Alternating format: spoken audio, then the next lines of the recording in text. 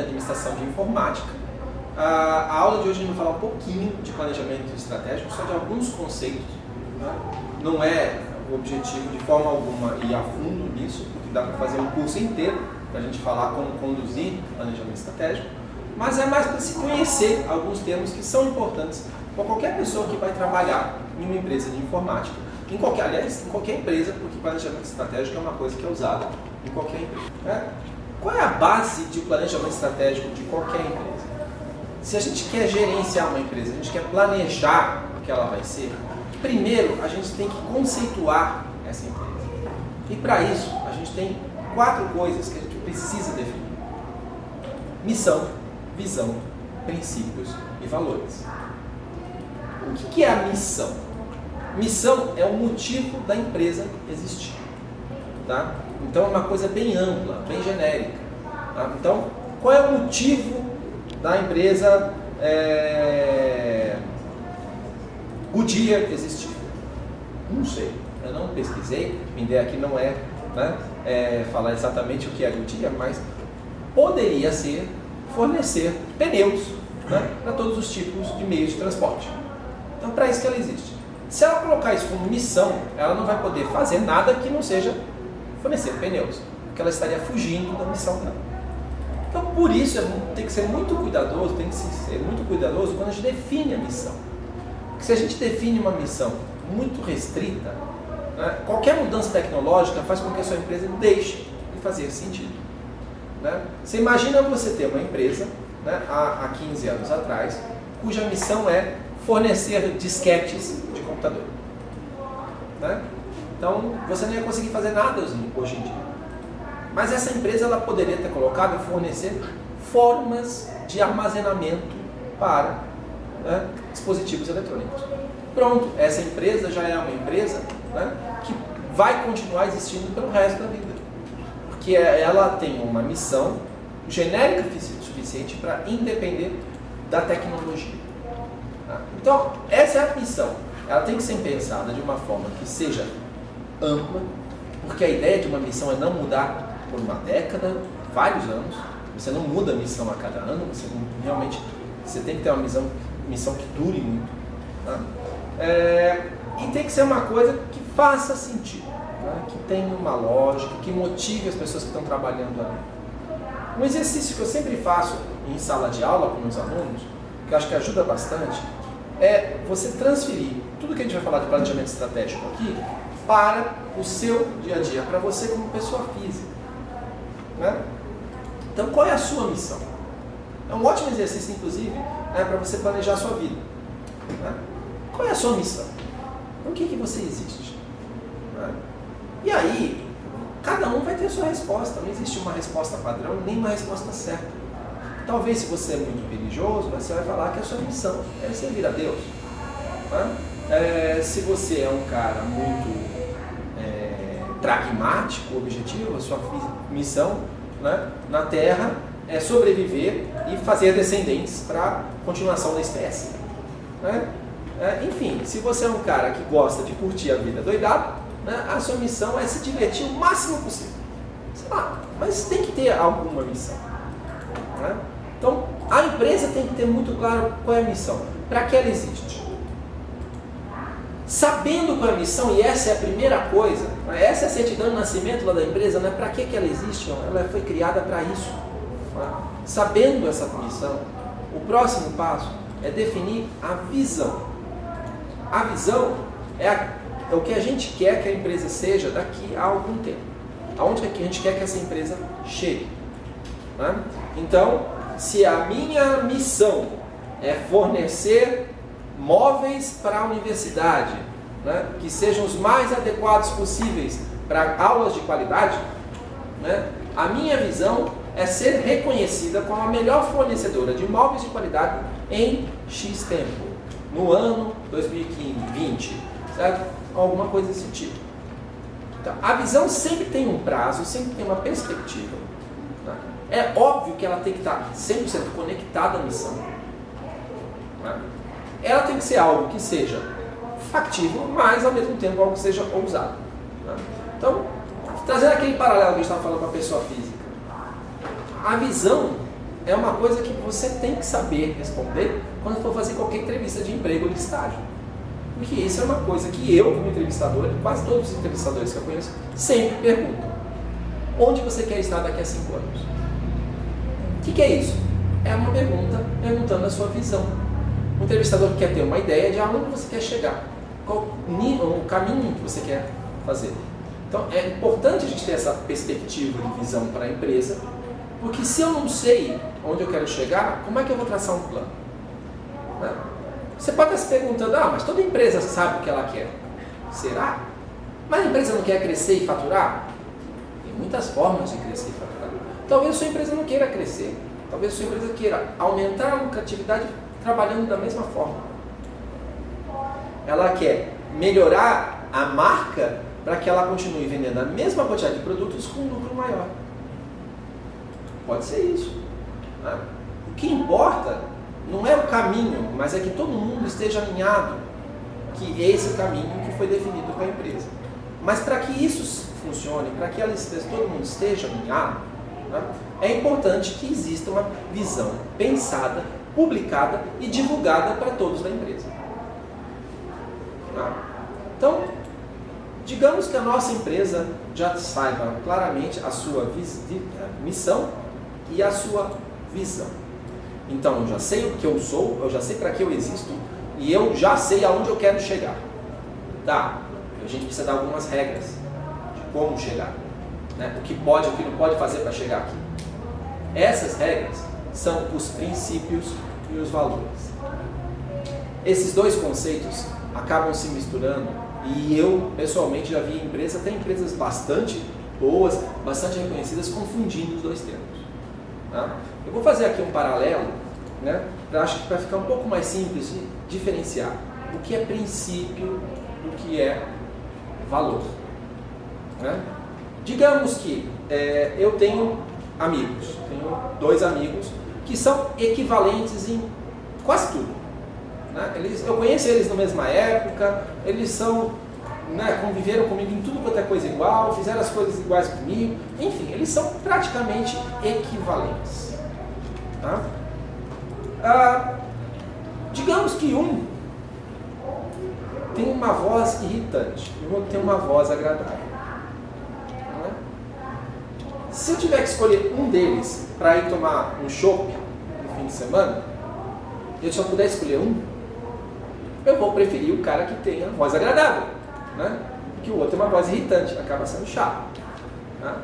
Isso não quer dizer que eu vou deixar de ser amigo do cara só porque ele tem uma voz mais irritante. Né? Mas quer dizer que na escolha entre eles, existe uma gradação de valores. Né? Então, um dos valores que eu considero para saber quem vai ser uma boa companhia para tomar um chopp comigo é se a voz é agradável ou não. Isso é um valor. Então, é uma forma de classificar, mas é uma forma em que todos ali não são desclassificados por isso. Mas digamos o seguinte,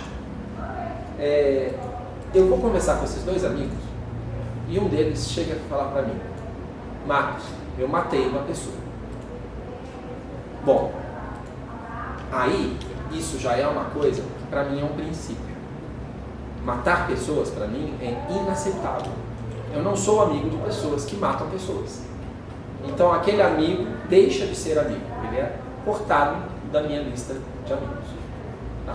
Então vocês vejam que os princípios e os valores, eles são de classificação, mas a diferença fundamental é que o princípio significa dele continua amigo ou não continua. É mais radical. E os valores é simplesmente por uma gradação, uma classificação entre os amigos. Tá? Então, as empresas têm que colocar claramente quais são seus princípios e quais são seus valores. Isso quer dizer o seguinte, para a equipe saber se alguém da equipe furar um princípio, o que deve acontecer com ele se a empresa realmente acredita naqueles princípios? Rua. Tá? Porque ele não cumpriu com algo que para a empresa é um princípio, é algo indiscutível. Agora, se algum deles é melhor ou pior em alguma coisa que é um valor, significa que o cara que é melhor tem mais chance de ser promovido no fim do ano, mas não que o pior vai ser demitido. certo? Então, essa é a diferença. Princípios eu não abro mão. Se a empresa colocou aquilo como princípio, aquilo não deve ser aceito de forma alguma que seja, né, que não seja respeitado. Né? Se valor é aquilo que você chega para a tua equipe e fala, ó, quanto melhor vocês forem nisso, mais a chance de a gente gostar de vocês serem promovidos. Tá? Uma curiosidade interessante que foi aqui nessa disciplina que surgiu, né? Uma vez uma equipe, né, desenvolvendo um projeto, perguntou se poderia colocar ética como um valor. A minha resposta, eu pensei um pouco, né, foi uma pergunta interessante, e a minha resposta foi, não faz sentido ética estar em valor. Tá? Porque se você colocar ética em valor, você quer dizer o seguinte, não ser ético é aceitável. Se você for ético, você ganha pontos, mas não ser ético é aceitável. Então, se a empresa tem um mínimo, né, de bom senso, ou ela coloca a ética nos princípios, ou ela não fala de ética em princípios e valores. Porque colocar nos valores, meio que ela está falando que ela é meio flexível com a ética. Tá? Então, tem que ser muito cuidadoso nessas definições. E isso é o que vai servir de base para a sua equipe saber como ela deve se portar. Portanto, não é um marketing, a gente não faz missão, visão, princípio e valores para colocar na propaganda da TV. Tá? Se você fala aquilo da boca para fora, você cria uma situação, uma empresa que não tem uma lógica, que as pessoas não sabem como deve se comportar, que não sabem o que é o certo e o que é o errado. A empresa não tem muita possibilidade de ter bom no futuro desse jeito. Né? Essas 4 coisas têm que ser realmente convicção da empresa, ela não pode abrir mão. Uma vez que você já tem essas 4 coisas, nós vamos passar em diante no planejamento estratégico. Mas lembrando, missão, visão, princípios e valores é a base de tudo. Né? E são coisas que não mudam de ano para ano, são coisas que devem ficar por um longo período, porque se você mudar todo ano, elas não vão ajudar em nada a sua empresa. Né? Porque se a sua empresa hoje é isso, amanhã é aquilo, depois que é outra coisa, né? Como é que você consegue fazer um plano para chegar lá na frente? Tá? Então você precisa ser mais... essas coisas têm que ser mais fixas, mais estáveis. Tá? Não é para ser mudado. Por isso que tem que ser muito cuidadoso também na hora de escrever uma coisa mais ampla e não muito restrita. Tá? Uma estratégia, uma ferramenta interessante que a gente faz logo a seguir, e aí é uma vez por ano, que normalmente as empresas fazem, aí sim, na condução do planejamento estratégico anual, né, antes de eu pensar o que eu vou fazer este ano, eu quero sentir como eu estou neste exato momento. Né? As grandes empresas normalmente fazem reuniões ali entre novembro e dezembro com sua equipe de diretoria e gerências, né, tentando entender como elas estão.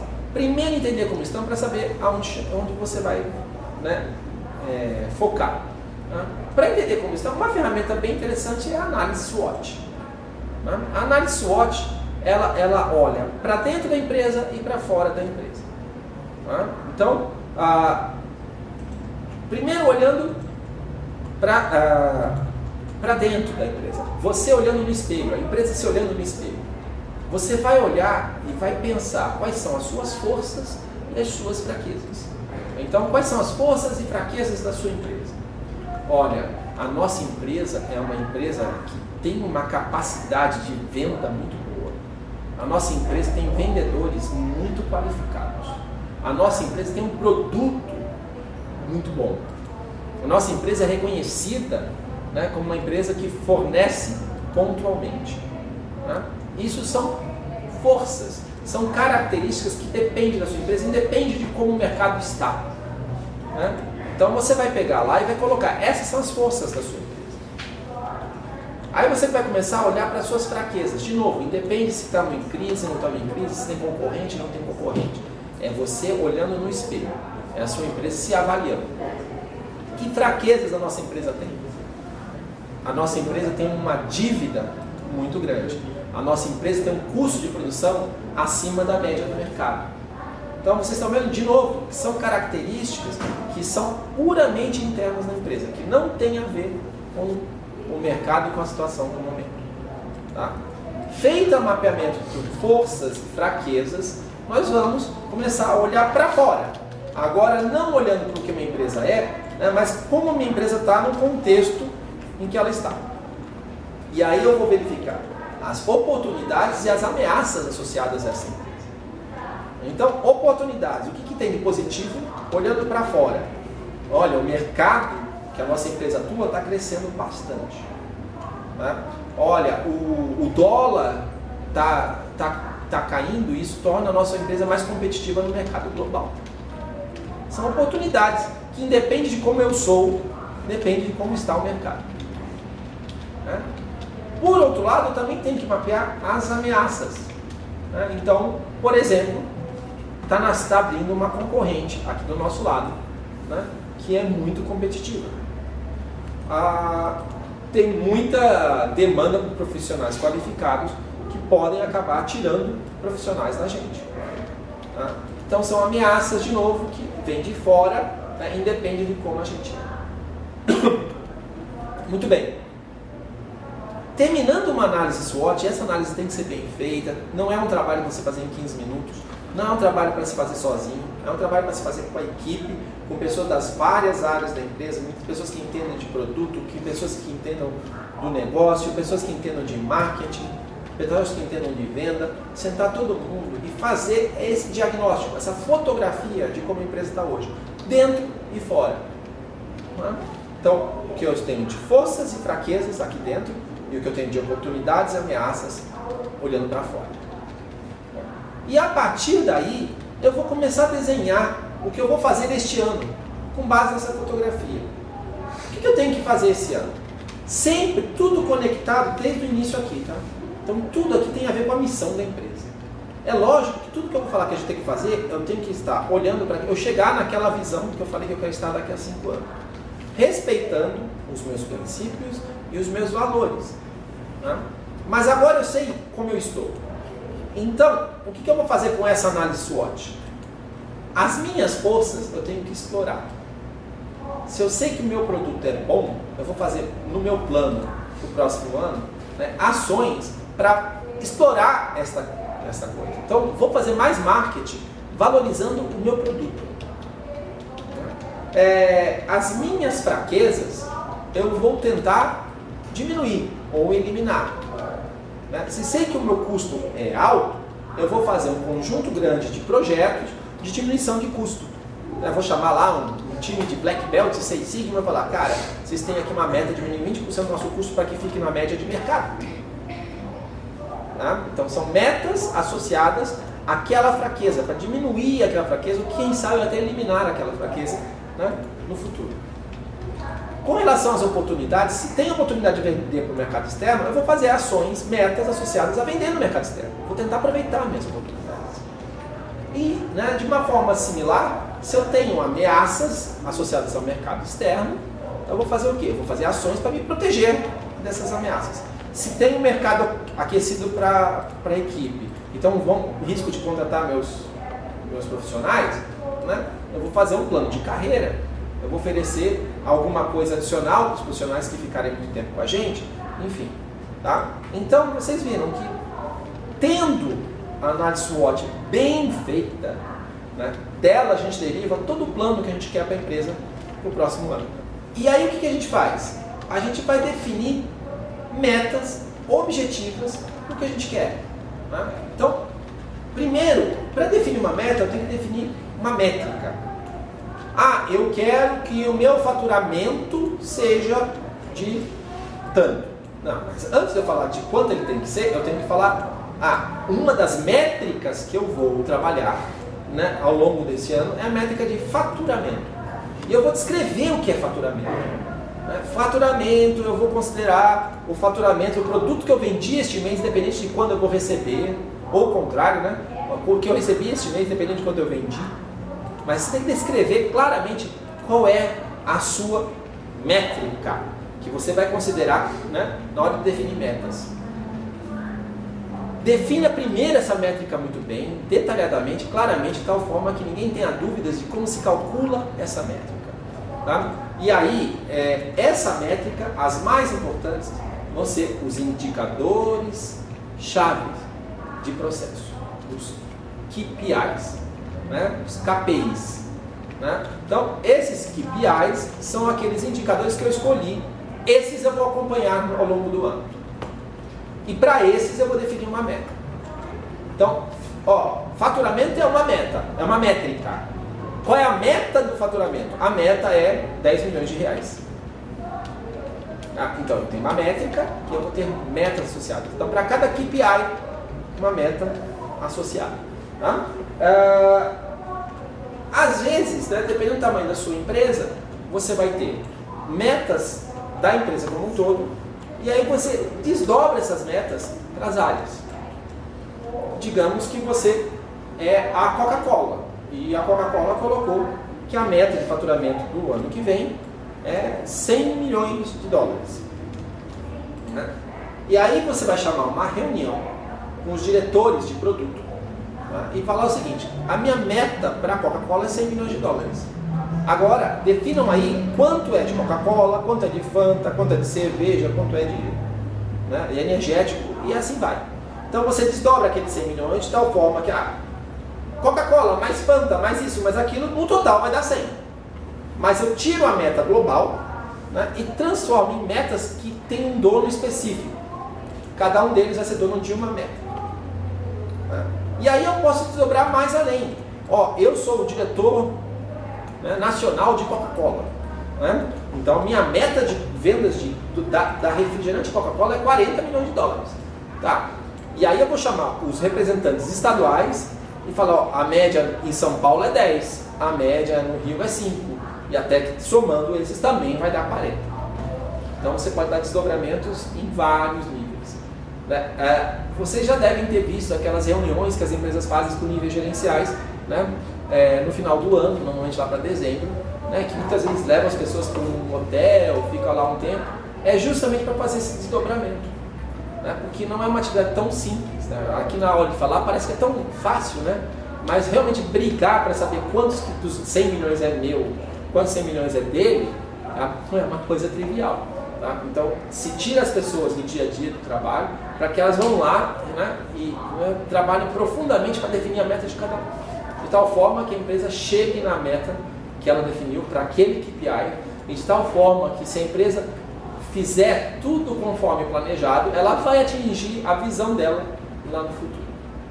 Uma coisa importante ainda, falando das metas e métricas, é que não basta você ter as metas e as métricas. Eu já tive a oportunidade de visitar algumas empresas que falaram que tinham feito planejamento estratégico e que não funcionava, e eu fui conversando com eles, né, e aí a posição deles foi: a gente fechou o planejamento em dezembro, né, mas a gente chegou no fim desse ano e não chegou no planejamento. Tá, eu falei: e como que está sendo acompanhado? Não estava sendo. Então, colocar aquilo lá, né, como um documento congelado, né, não resolve nada. Né? Planejamento estratégico só funciona se você tem as metas e as métricas claramente definidas, tem as responsabilidades definidas de quem é responsável por cada um daqueles resultados, talvez o macro, talvez os desdobrados, né, como a gente falou dos desdobramentos. Então todo mundo tem a sua responsabilidade clara, conecta essa responsabilidade até no plano de carreira das pessoas, né, gestão por objetivos, né, e acompanha isso periodicamente. Né? Mais comum as empresas fazerem isso uma vez por mês. Então, uma vez por mês você chama uma reunião e os responsáveis por cada um dos KPIs vão lá e vão mostrar se o KPI dele está dentro ou está fora da meta desenhada. Se está dentro, ótimo, fala: está dentro, ok, acabou. Se está fora, né, o que uma boa empresa tem, uma empresa que tem uma boa gestão vai fazer, ela vai chegar e vai falar: ok, você não está dentro, o que você planejou para fazer para que no mês que vem, né, atinja a meta. Então, não só ele vai falar que realmente não cumpri esse mês, como ele já tem que falar como ele vai corrigir esse desvio no próximo. Tá? Então, essa reunião é importantíssima para o sucesso, né, de uma condução de planejamento estratégico. Então, tem que ter essa reunião mensal, tem que ter responsáveis, né, e metas muito bem definidas. Veja, não é só a meta do ano, você tem que desenhar mês a mês a meta. Isso aqui não é tão trivial quanto parece, porque não é dividir por 12. Você imagina a Balduco dividindo a venda de panetones, né, que ela desenhou para um ano, dividir por 12 meses. Não faz sentido nenhum. né? Ela sabe que tem uma curva e que em certos meses ela vai vender muito mais que em outros. Então você tem que pensar na curva para que no final do ano bata na sua meta, mas que mês a mês essa curva, né, faça sentido na sua realidade de mercado. Tá? Mais um ponto importante para quando a gente fala de planejamento estratégico mas como é que eu escolho KPIs? A gente já falou, tudo parte, né, da análise SWOT, que a gente viu, né, as coisas que a gente precisa melhorar e as coisas que a gente pode aproveitar. Mas a gente tem que tomar cuidado de olhar para a empresa em várias visões diferentes, né, em várias perspectivas, inclusive de prazo diferente. Se a gente deixar pura e simplesmente para as lideranças, né, para os diretores, os presidentes pensarem em metas, eles vão fazer uma única meta, lucro. Né? Porque essa é a grande preocupação das pessoas que estão no nível de diretoria de empresas. Só que se a empresa pensar em maximizar lucro e só isso, ela pode ganhar um alto lucro esse ano e falir no ano que vem. Vou fazer aqui um exagero, lógico, mas é só para ilustrar isso. Eu vou pressionar todos os meus gerentes para que o lucro seja o máximo possível esse ano. O gerente de atendimento vai tirar pessoas lá da loja de atendimento, tá? Porque isso economiza dinheiro. Os clientes vão ficar insatisfeitos, mas isso não vai refletir na venda este ano, mas vai refletir no futuro. Né? O gerente da qualidade vai diminuir um pouco a qualidade do produto, porque o produto antes durava 5 anos, agora vai começar a durar 2. Né? Mas não vai diminuir a venda este ano, de novo. Né? E vai diminuir o custo. Tá? Então, são ações como essa que, num primeiro momento, aumentam a lucratividade e matam a empresa num segundo momento. Né? Por isso que é muito importante a gente não ficar só olhando para financeiro. E aí existe, né, uma linha de pensamento, né, que é a linha que fala que você deve pensar em 4 tipos diferentes, tá, de métricas que você tem que ter ao longo do ano. É o Balance Scorecard, o BSC, em que você pede para que as pessoas que estão definindo as metas da empresa olhem para 4 diferentes perspectivas. É lógico que a primeira perspectiva e tem que ser financeira. Né? A empresa tem que ter uma meta financeira. Tá? Essa meta pode ser faturamento, 10 milhões de reais no ano. Pode ser lucro, 1 milhão de reais no ano de lucro. Pode ser EBITDA, que é um conceito que a gente vai até discutir mais aqui ao longo do curso. Né? Então você escolhe lá 1, 2 métricas, 3 métricas, né, com uma certa meta, né, financeiras, puramente financeiras.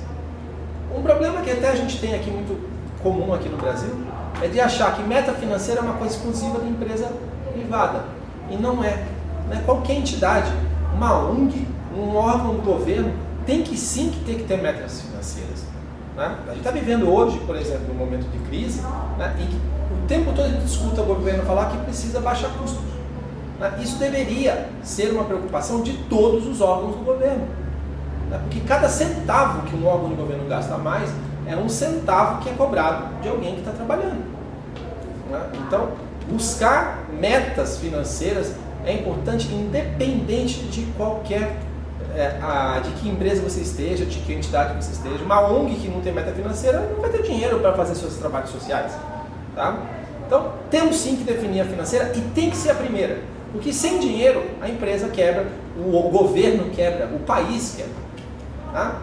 Fechando as metas financeiras, a segunda meta, né, que tem que ser, o segundo tipo de meta que a gente tem que buscar, né, são metas associadas a clientes. Então, nossa empresa tem que garantir que em todas as vezes que a gente fizer o planejamento estratégico, a gente vai colocar metas associadas aos clientes. Que metas? Depende da sua empresa. A sua empresa pode dizer que para esse ano, para atender a sua visão, né, para resolver alguma fraqueza que você tenha, a sua meta é aumentar a quantidade de clientes. Então a gente quer ter 50% mais clientes do que no ano passado. A sua empresa pode colocar que, não, a minha questão não é a quantidade de clientes, que a gente tem uma boa quantidade de clientes. Eu quero aumentar a satisfação dos meus clientes. Enfim, defina KPIs que sejam importantes para a sua empresa para este período em que você está fazendo planejamento estratégico. Defina uma meta objetiva e acompanhe ao longo do período, né, se essa meta está sendo atendida. Mas nunca esqueça de associar que esta meta aqui, né, é do cliente, é associada ao cliente, mas de alguma forma tem que ajudar na sua meta financeira também. Né? Não pode ter uma meta aqui de cliente que não tem nenhuma correlação com a meta financeira, agora ou no futuro. O terceiro perspectiva de metas que a gente tem que ter são metas associadas aos processos internos. Então, eu quero que a minha empresa tenha um faturamento de tanto, eu quero que a minha empresa atenda melhor os seus clientes, mas eu quero que a minha empresa faça o seu trabalho melhor. Então, eu quero diminuir o meu custo de produção, eu quero diminuir a quantidade de erros, de bugs, né, que estão saindo no desenvolvimento. Eu quero diminuir a quantidade de horas extras que a minha equipe faz por dia. Enfim, são processos internos. Como é que eu garanto que a minha fábrica de software vai fabricar software melhor no ano que vem que neste? Né? São metas associadas a processos internos. Como é que eu garanto que a minha empresa provedora de nuvem, né, de espaço em nuvem, tenha um serviço mais confiável e com um custo melhor do que nesse ano? São melhorias dos processos internos. A última perspectiva aí, né, que também está conectada com tudo isso, né, é a aprendizagem e crescimento. Então, essa perspectiva é a perspectiva mais de longo prazo. Eu vou pensar aqui coisas que vão refletir no futuro da minha empresa.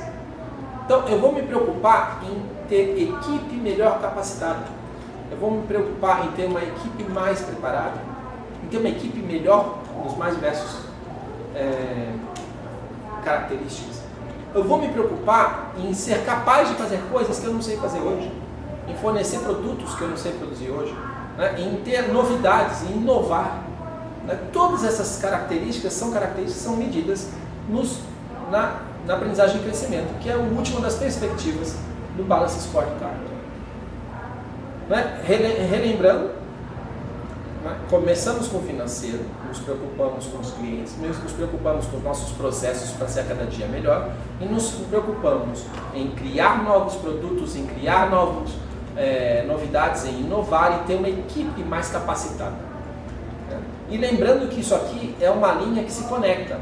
Quer dizer, eu quero ter uma equipe melhor capacitada, que de alguma forma melhore meus processos internos, que de alguma forma atenda melhor meus clientes, que vai mandar mais lucro.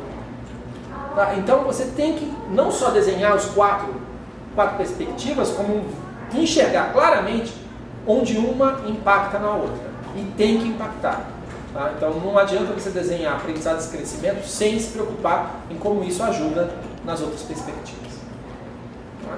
Fechamos isso, nós vamos ter então, se nós fizermos um bom SWOT, desenhamos muito bem as nossas metas e olhamos para olhar as quatro perspectivas do DSC, nós vamos ter um conjunto muito interessante de métricas com metas associadas para a gente se perseguir ao longo do próximo período, por exemplo, ao longo do próximo ano. Tá? Para fechar esse tópico, tá? Não esqueçam que você precisa acompanhar, não esqueçam, né, de fornecer uma capacidade de se acompanhar isso com o que a gente chama de cockpit, um painel computacional onde você acompanha as metas, né, e a tendência delas, e de associar cada meta a um responsável para que ele seja cobrado para que essa meta seja atendida. Por enquanto é isso, obrigado e até a próxima aula.